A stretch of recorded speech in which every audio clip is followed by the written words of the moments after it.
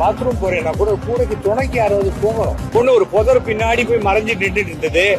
அப்ப வந்துட்டாங்க. ஏன் புதர் பின்னாடி போகணும், ஏன் புதர் பின்னாடி போகணும், ஏன் புதர் பின்னாடி போகணும். ஆர்கே நகர் மணி, கொஞ்சமாச்சு மனசாட்சி அப்படின்றது இருக்கணும். விஎஸ் சேகர் சாருக்கு கொஞ்சமாச்சு வாயை கூசணும் அந்த மாதிரி மீடியா கிட்ட பேட்டி கொடுக்கும் போது. அது சரி, திமுக முட்டு கொடுக்குறவங்களுக்கு அதெல்லாம் இருந்தா ஏன் பேச போறாங்க? விஎஸ் சேகர் சார் பேசுறது வச்சு பார்க்கும்போது திமுக விஷமே எடுத்து வந்து கொடுத்தலாம். அதை விடாம குடிச்சிட்டு முட்டியே தெரிஞ்சாலும் பரவாயில்ல, முட்டு கொடுப்பது நான் திமுகவுக்கு தான் அப்படின்றதுல எந்த மாற்று கருத்தும் இல்ல.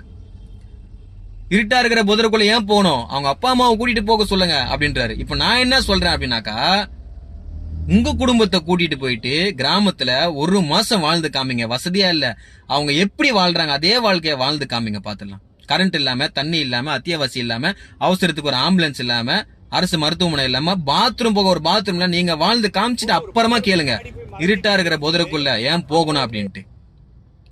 கேவலம் சார். அம்மையார் ஜெயலலிதா அம்மா சொன்னாங்க, இது விட கேவலமான ஆட்சி உலகத்திலே இல்லை அப்படின்னாங்க.